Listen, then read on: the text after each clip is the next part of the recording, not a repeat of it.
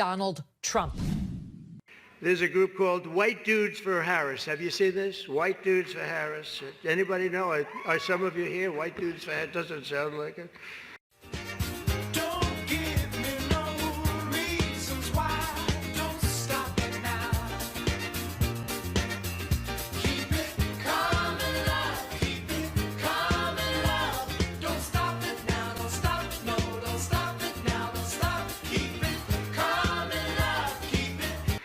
But I'm not worried about them at all because their wives and their wives' lovers are all voting for me.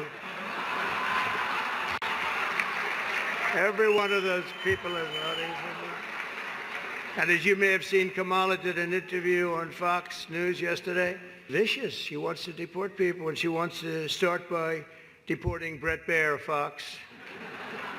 It's an interesting interview last night. If that's the case, why is half the country supporting him? Why is he beating you in a lot of swing states? Why, if he's as bad as you say, that half of this country is now supporting this person who could be the 47th president of the United States? Why is that happening? It is not supposed to be a cakewalk for anyone. So are they misguided, the 50%? Listen, are they stupid? What is it? I would never say that about the American people. And in fact, if you listen to Donald Trump, if you watch any of his rallies, he's the one who tends to demean. What else do we know about this population, 18 through 24? They are stupid. Listen, are they stupid? What is it? I would never say that about the American people. They are stupid. They make really bad decisions. Are you stupid?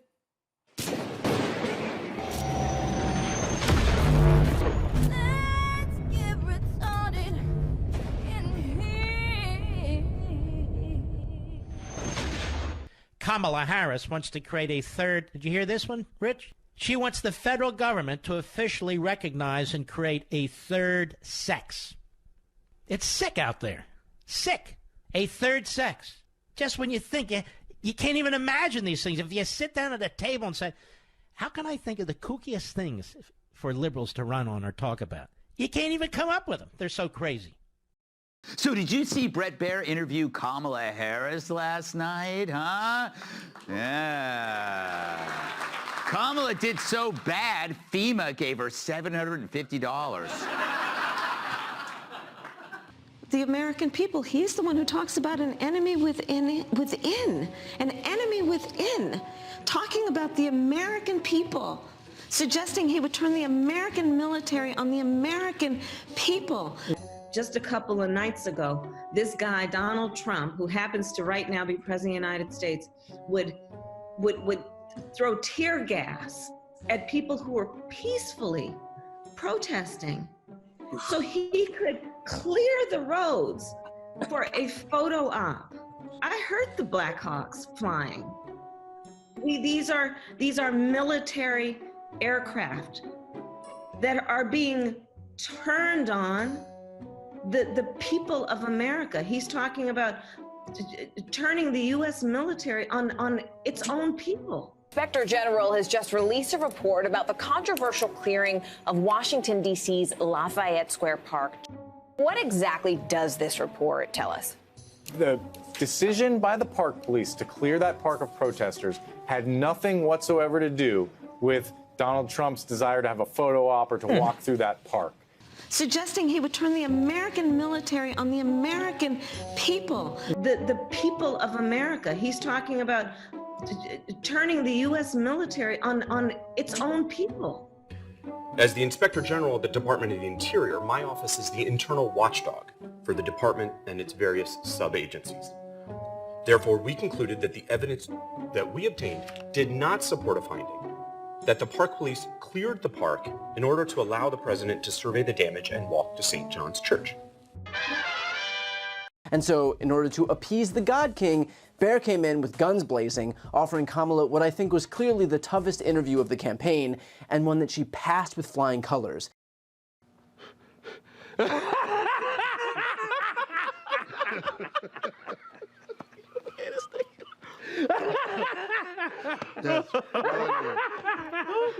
What I think was clearly the toughest interview of the campaign, and one that she passed with flying colors. Total failure. She did not move the needle at all. She spent the majority of her time bashing Trump. That's what obviously this is about for her. She wanted to go on Fox News, into the belly of the beast, and just bashed Donald Trump. It was a one long game of Trump the Piñata. After all these years, we know who Donald Trump is. He is someone who will stop at nothing to claim power for himself. No shit. So here tonight, I will show you one example of Donald Trump's worldview and intentions. Please roll the clip.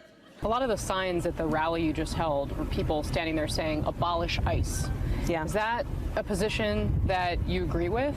Listen, I think there's no question that we've got to critically re-examine ICE and its role and the way that it is being administered and the work it is doing, and we need to probably think about starting from scratch. That is not an adequate healthcare system in America. It's not. And so that's why I propose that we, as our goal, have Medicare for all. Just imagine Donald Trump with no guardrails. No, just imagine Donald Trump with no guardrails. Just imagine Donald Trump with no guardrails. Just imagine. He who has vowed he would be a dictator on day one. He who has vowed if he were reelected, he'd be a dictator on day one. Recall, Donald Trump has openly vowed, if reelected, to be a dictator on day one. The framers of our Constitution, the founders of our nation, they imagined a moment where one branch of government would abuse its power. They designed it such that there would be checks and balances. And that's what's happening right now. That he admires dictators, wants to be a dictator on day one, according to himself. And so the check and balance is that where there has been an abuse by the executive branch, Congress is acting. And this is evidence of the fact that our democracy is intact. Well, first of all, Kamala Harris, what she did was disgusting. I mean, she compared the 20,000 men and women of ICE, the same men and women that leave the safety and security of their home every day, strap a gun to their hip and defend this nation. To compare them to such a hate group is just disgusting. And for her as a U.S. senator to make that comparison, when her herself needed to look in the mirror, she failed the American people. The reporter who did the interview. The most important thing, Stephanie, is she looks strong and confident. Whether or not the viewers, whether or not she changed any viewers' minds on Fox is really not even relevant. The point is that she went into the lion's den confident and strong. And even if you disagree with her, being wrong and strong, as Clinton said, is better than being weak and right. And right now, she looks strong and Trump looks weak. She's ice cold. She's unlikable. And her arguments are incoherent. At one point, she said, Donald Trump has to take responsibility for everything that happens in his administration. She goes, but I don't have to take any responsibility for what happens in the Biden-Harris administration. Or she says, the border has always been broken, but it was secure when I was there, except during an election year when Trump broke it. So if Kamala goes on air, worst case is that the people who already weren't supporting her still won't support her. But best case, some do. And let's be clear, she did well in what was clearly a hostile interview. I thought that Brett did an excellent job of trying to get her to answer the questions. I think she was contentious. I think she made it clear that she has a short fuse. And I think that she filibustered. She was non-responsive. She was combative. And she was grandstanding. She is battle-tested. So to Mark's point, she went into the lion's den, and you may not agree with the words she said, but she was strong and she held her own. And you know what? Appearances matter, and we also know that voters also like to attach on to charisma, to strength, something that Donald Trump has touted, one of the reasons why he connects with people. And I know the Fox viewers very well. And you do not win Fox viewers over by bashing Donald Trump. They love Trump.